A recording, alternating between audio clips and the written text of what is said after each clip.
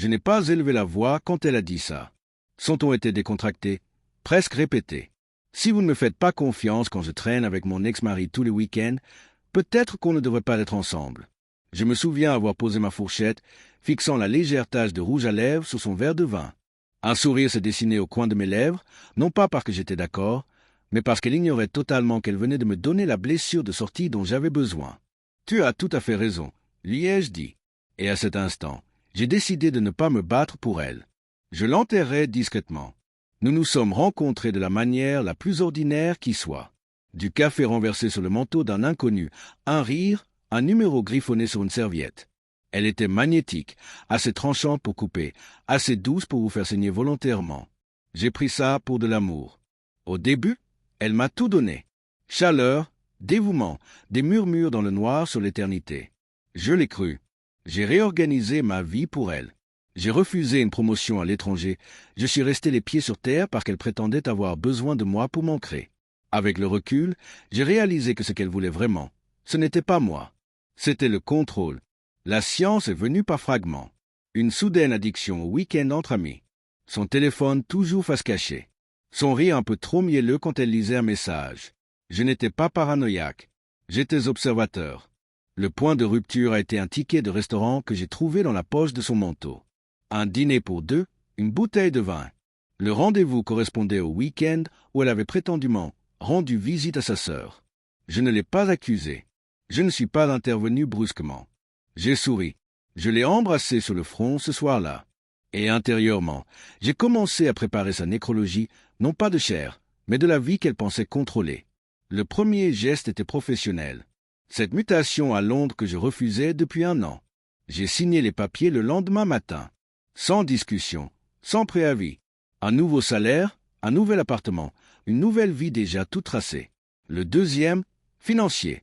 Chaque compte joint, chaque virement automatique, j'ai réorienté.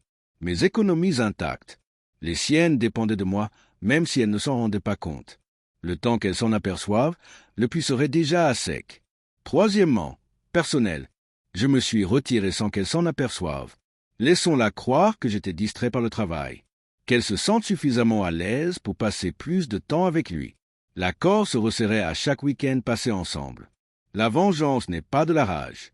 C'est de la retenue aiguisée jusqu'à la précision. Le soir où je lui ai parlé de Londres, j'ai observé son regard. Elle a essayé de le masquer avec un sourire, mais je l'ai vu. Une lueur de panique. Londres? C'est soudain, dit-elle en se forçant à poser sa main sur la mienne. Je laissai mon visage impassible. C'est une belle opportunité. Je crois qu'il est temps. Elle hocha la tête trop vite. Dans ce silence, je savais qu'elle ne me suivrait pas. Elle ne le pouvait pas. L'emprise de son ex-mari était déjà plus forte que la mienne, et je voulais qu'elle reste exactement où elle était, coincée entre un fantôme qu'elle ne pouvait pas lâcher et l'homme qui refusait de supplier.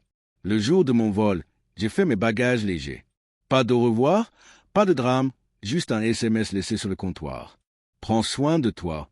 Le temps qu'elle le trouve, je traversais déjà l'Atlantique. Elle m'a appelé 5 fois. Je n'ai pas répondu. Elle m'a envoyé un texto. « Que fais-tu ce week-end » Je lui ai répondu avec une photo. Moi à Heathrow, valise à mes côtés, un sourire gravé sur le visage. Pas de mots, juste l'image de la liberté. Elle s'est vite effondrée. Je le savais parce que des amis communs me nourrissaient de ragots comme de miettes de pain. J'ai dit aux gens que je l'avais abandonnée. Elle a essayé de se faire passer pour la victime. Mais ses week-ends avec son ex sont devenus moins secrets, plus publics. Les rumeurs se sont multipliées. Elle pensait céder la place à la sécurité. Au lieu de cela, elle s'est exposée. Je n'ai pas eu besoin de la confronter. La beauté de la trahison, c'est qu'elle pourrit de l'intérieur. J'ai juste dû m'effacer et laisser le virus se propager. 6 mois à Londres, je me suis épanoui. Nouveau projet, nouveaux collègues, un nouvel air dans mes poumons. Elle, en revanche, a sombré. Ses amis ont dérivé. Sa réputation a été écornée.